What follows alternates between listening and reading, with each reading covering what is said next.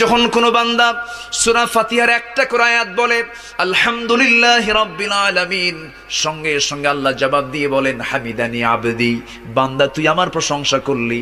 আর রহমানির রহিম যখন বলে আল্লাহ বলেন আসনা আলাইয়া আবদি। মালিক ইয়াউমিদ্দিন যখন বলে আল্লাহ বলেন মাজ্জাদানি আবদি।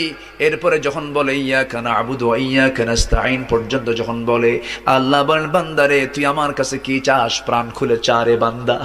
ইহদিনাস সিরাতাল মুস্তাকিম থেকে শুরু করে নিয়া ওয়ালাদ-দাল্লিন পর্যন্ত যখন বান্দা বলে তখন আল্লাহ বলেন বান্দা নামাজের মধ্যে এমন প্রেমের খেলা খেললি বান্দা, তুই যা চাইলি সব আমি আল্লাহ কবুল করলাম। ওই বান্দা যখন রুকুতে যায় আল্লাহ তখন অস্থির হন।